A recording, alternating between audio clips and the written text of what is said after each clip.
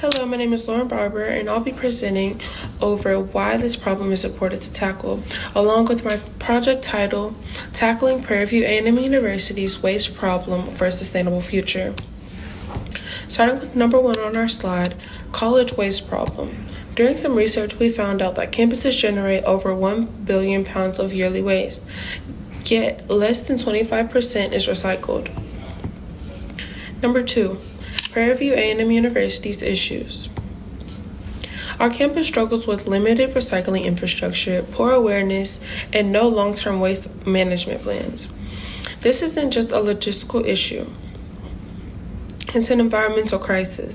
Landfills where so much waste ends up emit methane, which is a toxic gas, a greenhouse gas, 25 times more potent than carbon dioxide. However, by improving recycling and composting efforts, we can significantly reduce these emissions.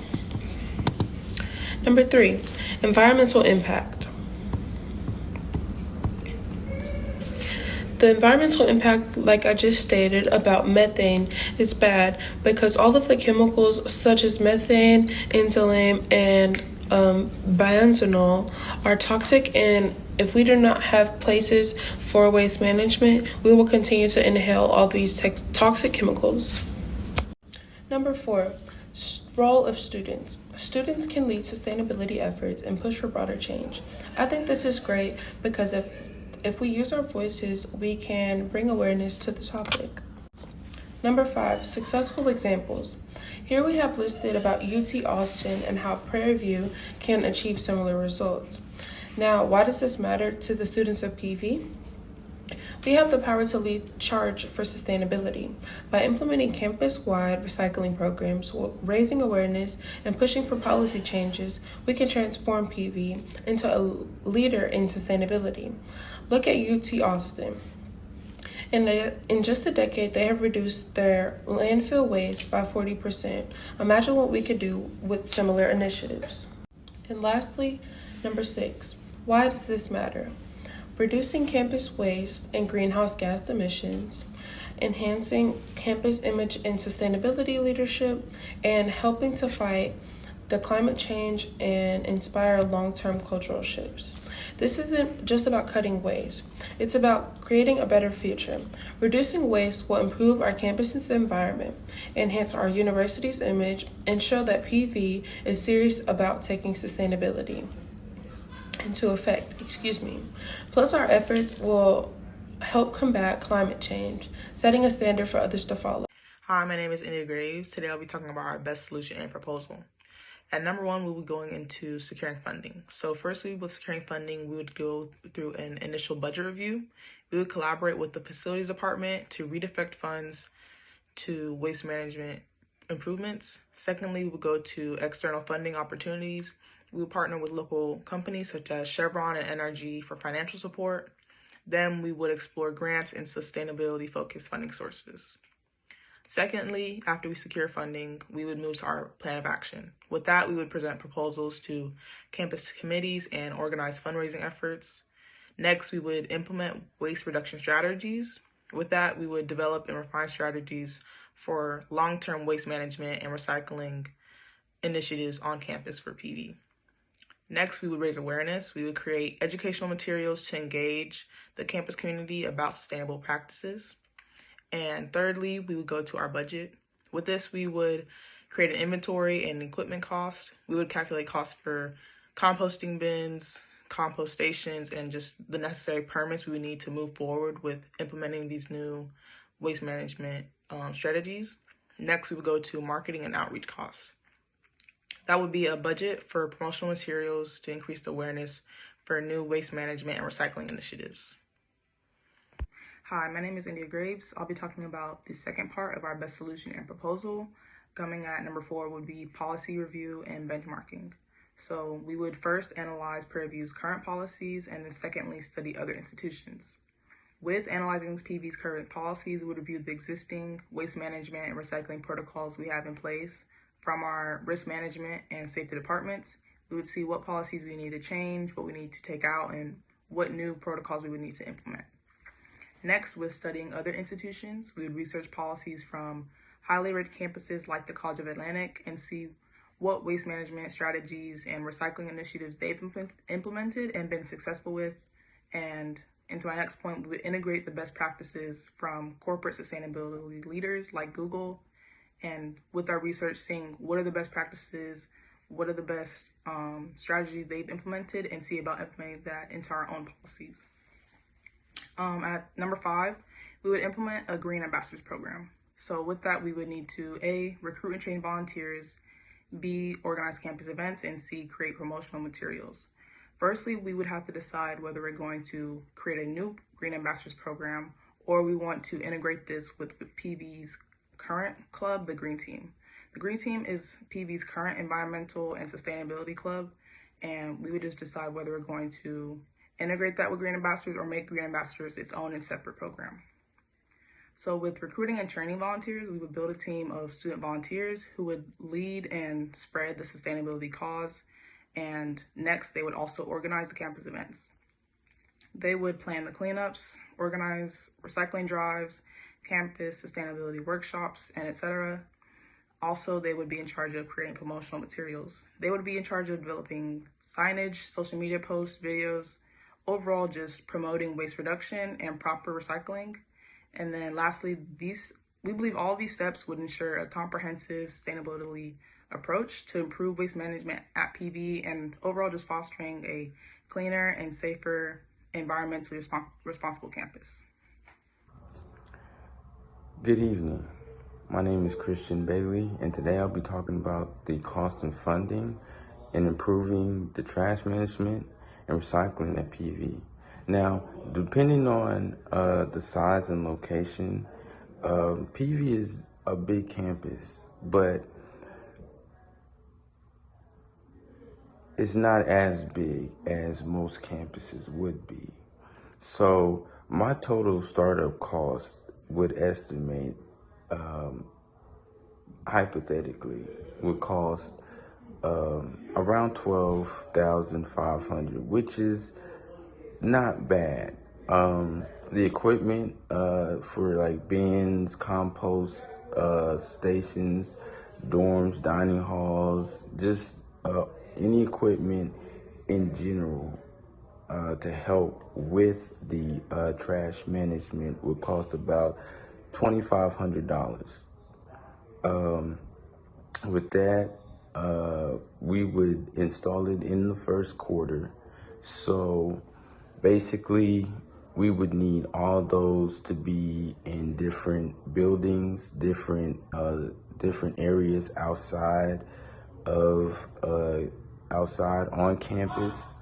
So yes, it would pretty much cost about $2,500. Now the permit and license to get it started, that would be the first thing that we would have to get before the equipment, before anything else. We would have to get the permit and license to start it off, or PV would.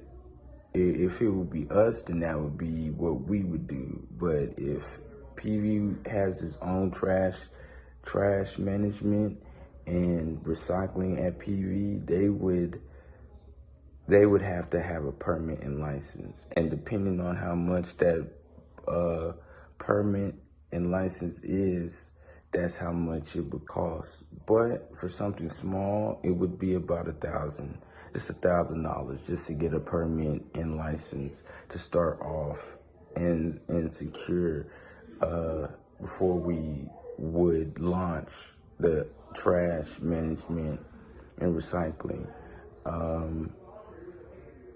It would have to associate campus wide, so we would have to be able to have that license to be able to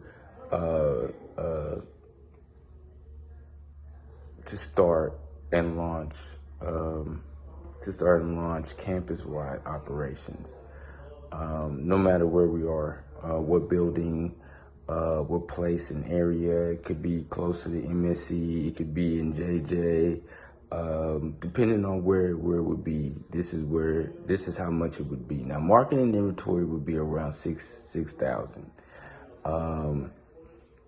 So depending on what we would have to do, whether it's through cheapest way is to make flyers of our own, have someone in the group make flyers. But if we were to get someone else to do it that's not inside the group, depending on how much we would need, videos, pictures, just pretty much anything that'll make our marketing and our marketing inventory stand out to make people say, "Oh, okay, this is around here in PV." So, of course, I'm gonna see this and be like, "Okay, all right, I'm interested." Something that'll make somebody interested to say, "Okay, this is what's going on at PV, and this is what's gonna help uh, environmentally change the campus. This is what is going to show and pop out to other students and faculty and staff, is the marketing. Now, the marketing would cost about around $6,000, depending on who it is, where we go to, ask who could help us with marketing, with pictures and all that. Um, this is how much it would cost to also launch the program. So the first automatically two things that we would automatically need to start and launch this management is permit license and marketing and inventory. That's the first two things that we would have to discuss. Um, that would cost around about 7,000, and then the location cost, pretty much depending on how much PV would have us, uh, how much PV would have us pay, to have our stuff on their campus. I said the estimating cost would be 3,000. Now it would differ. All of these are pretty much estimated costs. So it really just depends on what PV will want us to have. But that would cost about 3,000. So we're looking at about 11,000 now. So there's that. Then the two 2,500. That's about another 13, 12, $13,000. So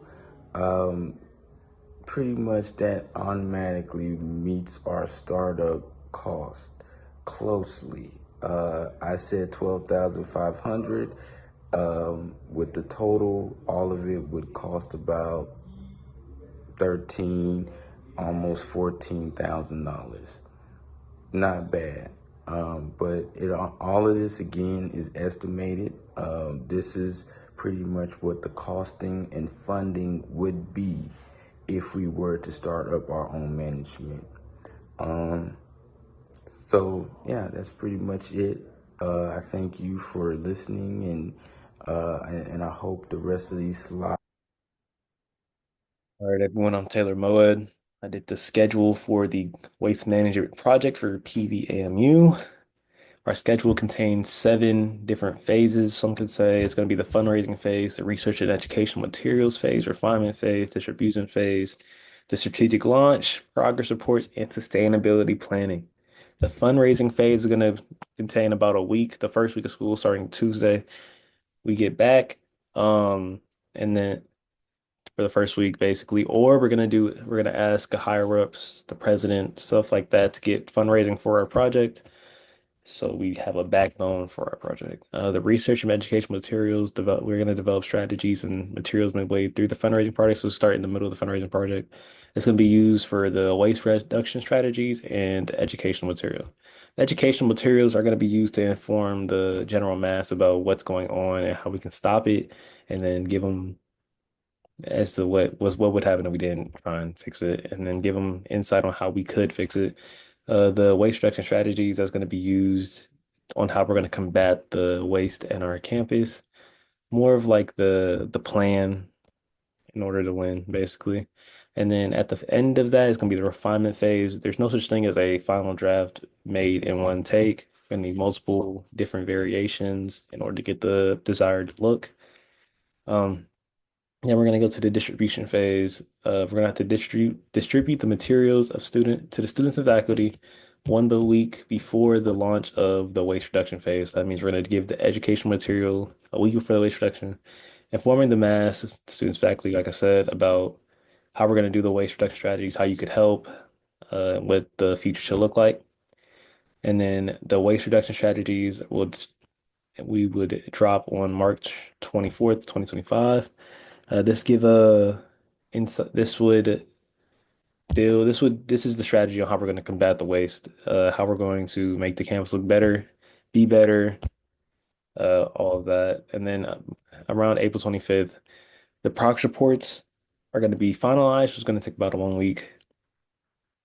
These project reports are going to be mainly like what are we lacking on or are we doing great on? Say we're doing great on the educational materials, but we're lacking on the waste reduction. We're going to start focusing on the waste reduction more compared to the educational materials because we want all of this to be an amazing plan and not have any faults.